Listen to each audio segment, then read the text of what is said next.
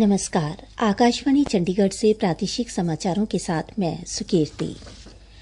10 BRICS देशों की संसदों ने पहलगाम आतंकी हमले की कड़ी निंदा की है और आतंकवाद को कतई सहन न करने की नीति पर सहयोग करने पर सहमति व्यक्त की है। लोकसभा अध्यक्ष ओम बिरला ने 4 और 5 जून को ब्राजील के ब्रासिलिया में 11वें ब्रिक्स संसदीय मंच में भारतीय प्रतिनिधिमंडल का नेतृत्व किया। भारत ने सेवा, सुशासन और गरीब कल्याण के सिद्धांतों से प्रेरित होकर एक दशक तक उल्लेखनीय परिवर्तन किया है। आकाशवाणी समाचार आपके लिए पिछले करीब 11 वर्षों में प्रमुख क्षेत्रों में सरकार के प्रयासों पर विशेष श्रृंखला लेकर आया है। आज हम वैश्विक नेतृत्व और स्वच्छ ऊर्जा पर ध्यान देंगे।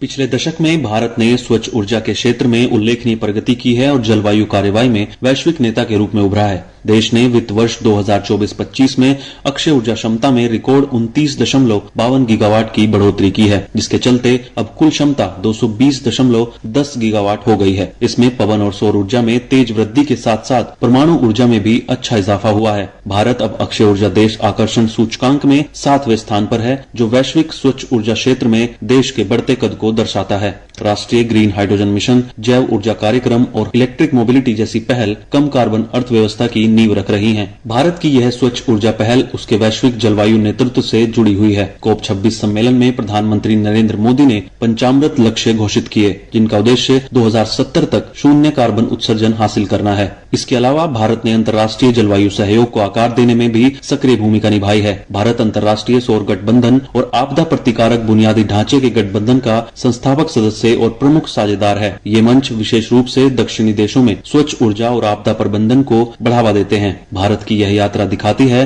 कि सतत विकास केवल एक लक्ष्य नहीं बल्कि एक सच्चाई बनता जा रहा है। अक्षित वैद्यान, आकाशवाणी समाचार, दिल्ली। विकसित भारत का अमृतकाल, सेवा, सुशासन, गरीब कल्याण के 11 साल।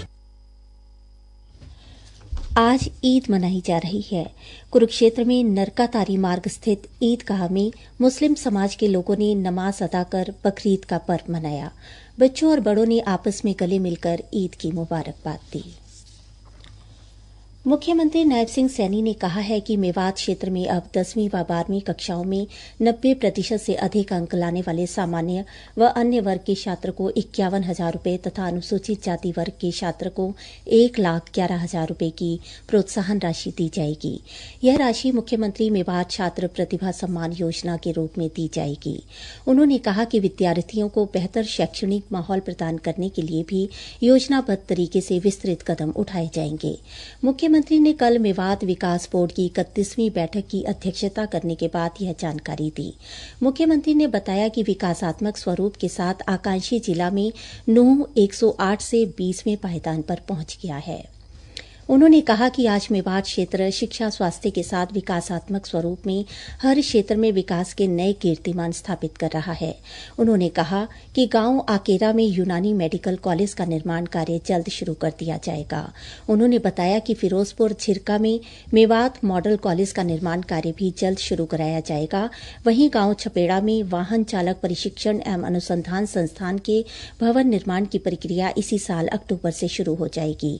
उन्होंने बताया कि मेवात में शहीद हसन खां मेवाती के नाम से संग्रहालय का निर्माण भी किया जाएगा। मुख्यमंत्री ने कहा कि नूंह जिला मुख्यालय पर 13 करोड़ 50 लाख रुपए की लागत से खेल परिसर का निर्माण करने को बैठक में मंजूरी दी गई है। वहीं नूंह में ऑडिटोरियम का निर्माण करने, तावड़ू ब्लॉक में स्वयं सहायता समूह की स्वयं सेविका महिलाओं के लिए हुनर हाट की स्थापना करने, मेवात मॉडल स्कूल फिरोजपुर झिरका में बालिका छात्रावासों में 2 ट्रांजिट छात्रावास की स्थापना करने की भी स्वीकृति दी गई है। मुख्यमंत्री ने मेवात विकास बोर्ड की बैठक में निर्णय लिया है कि नूंह जिला मुख्यालय पर 200 बच्चों की क्षमता वाले पुस्तकालय का निर्माण किया जाएगा। वहीं जिला के फिरोजपुर झिरका, पुरहाना व तावड़ू उपमंडल में 100 बच्चों की क्षमता वाली लाइब्रेरी का निर्माण करने के साथ ही जिला के 5,000 से अधिक आबादी वाले बड़े गांव में 50 बच्चों की क्षमता वाली लाइब्रेरी का निर्माण किया जाएगा। प्रादेशिक समाचार समाप्त हुए।